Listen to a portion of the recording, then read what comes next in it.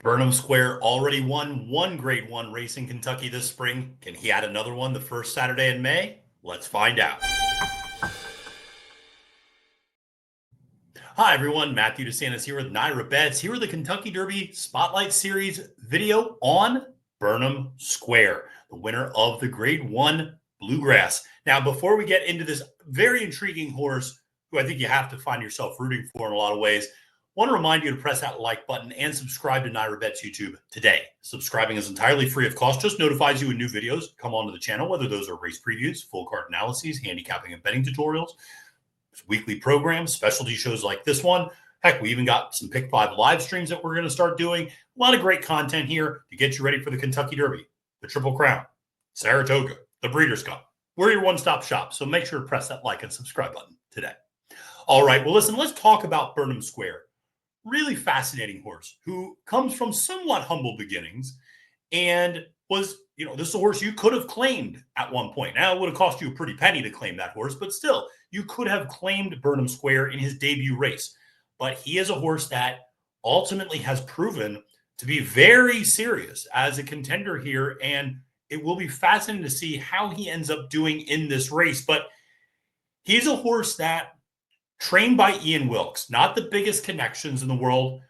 And, it's interesting. I'll talk a little bit more about what Ian said with regards to that effort in the Fountain of Youth, which you'll see there on the right side of your screen, where he was in fourth place in that race and was a little bit of a setback for him. Jockeyed by Brian Hernandez Jr.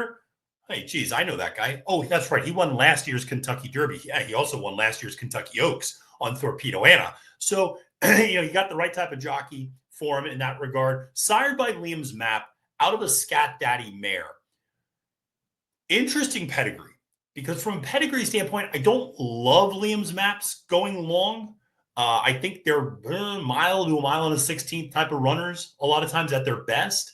I think they're a little bit more sprinty or miler-like.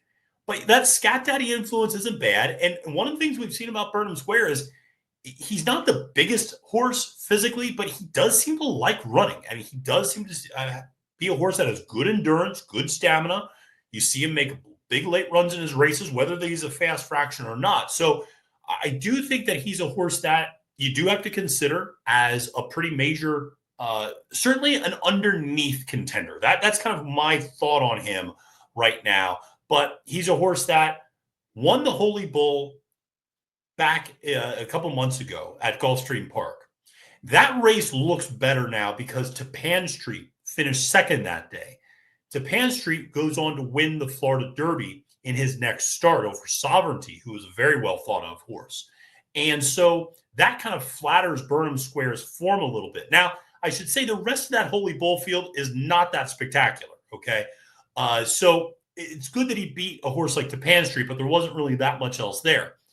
Then he comes back in the Fountain of Youth and finishes fourth that day. It wasn't the best effort. It wasn't the worst effort either. Fractions were pretty soft. Sovereignty made his run. Burnham Square tried to make a run, kind of flattened out a little bit. But interestingly enough, after the Bluegrass, Ian Wilkes said, maybe I didn't have him fully cranked. I didn't really press him as much for all of his effort in that Fountain of Youth. He wasn't at 100%.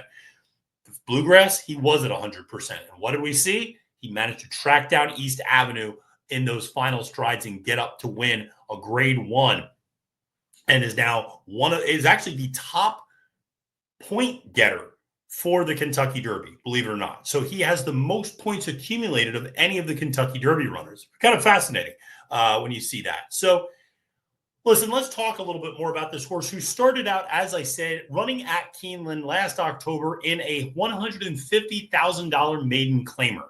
Again, yes, you could have claimed him. It would have cost you $150,000, but he's won a little bit more than that now that he's got a Grade 1 under his belt as well as a Grade 3. Took him a few starts to break his maiden, but he was always very close. He finished second in debut by less than a length, third in the second start, again by less than a length. And you'll notice he was coming from very far off the pace in those two races. Then he goes down to Gulfstream Park, goes two turns down there, and really wins in pretty much a gate-to-wire fashion and does it impressively, but winning by over nine lengths, I should say, that day. And then goes from there and steps up to the Holy Bull. Now, one of the things that you have to like about Burnham Square is that he really answers the bell at every single call. He's sitting last early in that Holy Bull, makes a little bit of a move into that fifth position in the backstretch, and then manages to pull off and win. And that was a really impressive effort because Tapan Street got to the front that day and was sitting a little ahead of him, got to the front.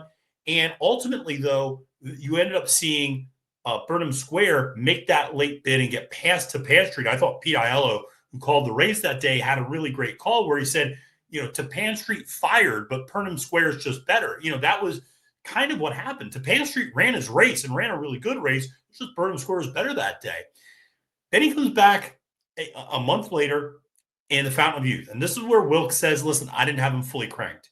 And you'll see he finishes fourth that day behind River Thames, behind Neo Equos, behind Sovereignty. And he was making up ground. He made up a little bit of a move. He finished fourth, kind of flattened out a little bit, but it wasn't a terrible effort. Finished 3 lengths behind Sovereignty and River Thames in that really thrilling finish. And then came back in the Bluegrass. Now, in the Bluegrass, he got a great setup because he sat again at the back of the field. East Avenue was going real fast up front, but it should also say East Avenue was alone in the lead, too. But he was going fast up front with the blinkers on. And Burnham Square is the horse that made the move. And I think that's important to point out because not a lot of other horses were making the move. River Thames a little bit, who is a nice horse that's going to be going to the Preakness for Todd Pletcher. But, we thought Chancellor McPatrick might make a move. Nope, nothing there. Owen Almighty backed up. Nobody really made a move. And it was Burnham Square coming down the center of the track that got up in that final stride and got there. One of the things you'll see here now, 58, 83, 86, 90, 91, 96. This horse has gotten progressively faster in every single start of his career. So that is a very promising trend to see. He also has a lot more foundation than some of these other horses. Yes, he debuted at 6 furlongs, but all of his other races have been 2 turns since then. So he's got a good foundation going long. He seems to like that. He's got a good running style to come from off the pace. Now, the big question is kind of where is he going to sit? Because he's a little bit more of a grinder. He doesn't necessarily have a stunning turn of foot, okay? This is not a Sierra Leone situation in terms of a horse that comes from the back of the pack. Even a horse like Sovereignty, I think, can make a little bit more of a bold move in some ways. But you look at a horse like Burnham Square, and it really is a little bit more of a grinder. He just kind of grinds away, and kind of runs his race and keeps getting stronger. That's not a bad running style to have in the Kentucky Derby at all, actually. I would argue that if you have too much of a dynamic turn of foot, that can be a problem because you could get bottled up, boxed in, you don't get the right trip.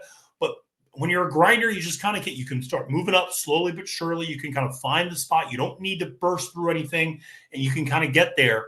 But the question is, are you going to have to travel wide to get that sort of a trip, or can you go inside? Because, again, he's not necessarily the most dynamic horse. So if you're going to make that burst, he's not really shown that. So do you trust going inside and trying to squeeze through tight holes, or do you keep him wide where you can kind of just grind away slowly at the field? But giving up ground is obviously very disadvantageous in the Kentucky Derby. So he's not a horse that if he sits back with Sovereignty, if he sits back with Tistastic, Final Gambit, Chunk of Gold, some of those horses that are going to be sitting towards the back of the field, as Sandman, I don't love his chances because he's not quite as dynamic as those horses. He's not quite as dynamic as a horse like Sovereignty or Sandman in particular.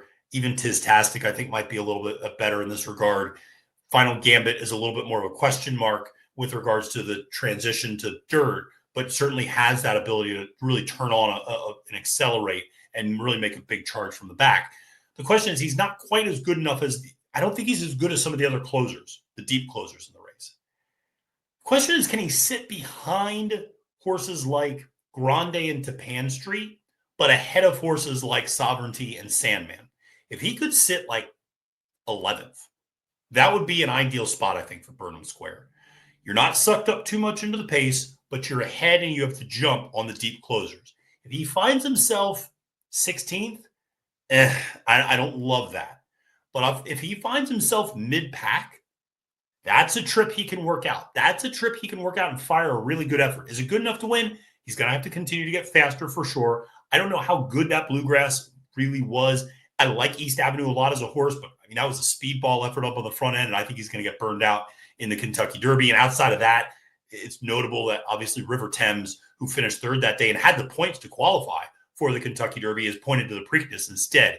And nobody else from that race is much of a factor. Owen Almighty's going, but again, it is more of a pace presence up on the front end. Burnham Square is going to get the fractions, so that's good. He's going to get the pace. The key is that he needs to get the jump on the deep closers. And as long as he can do that, he's in a good spot. And he might have to hope that a horse like Grande or Tapan Street get maybe a little too sucked up into that pace. And also those are two very inexperienced horses too. So maybe hoping a little bit of regression there. They get sucked up a little too much into the pace, and he's sitting in kind of a mid-pack trip and can make that move. And that would be an ideal spot for Brian Hernandez Jr. to have. Obviously, he just guided Mystic Dan to a pretty similar trip. Mystic Dan was a little bit more kind of tracking behind the pace, but saved all the ground that day and was able to get the job done last year in the Kentucky Derby. So listen, I think Burnham Square is he's a cool horse.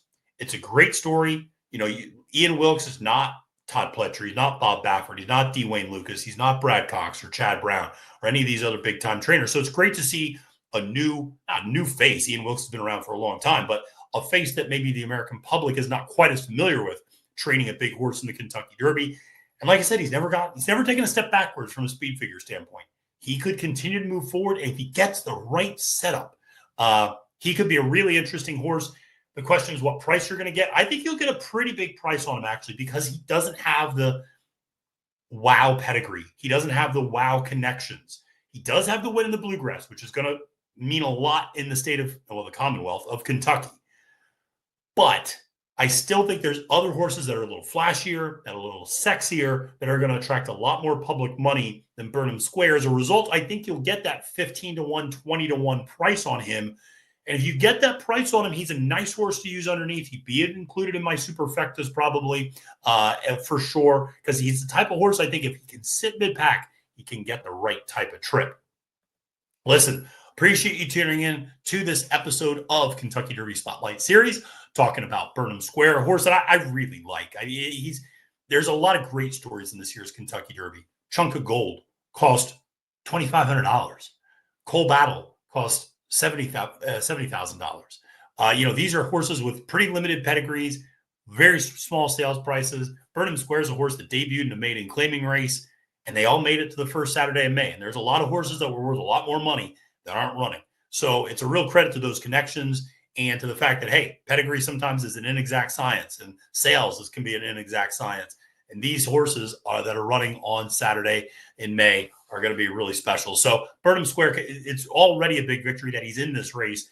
But I think he can make some noise. I don't think he's just there for a participation trophy. I think he's a horse that can run a nice race. Like I said, maybe a deeper underneath finish in your superfecta. I could see him running anywhere between 4th and 7th if he gets the right sort of trip in terms of sitting mid-pack. All right, well, that'll do it for me today. Make sure to press that like and subscribe button on NYRA Bets YouTube. My name is Matthew DeSantis, wishing you a great and profitable day at the races, and reminding you, friends, it's now post time.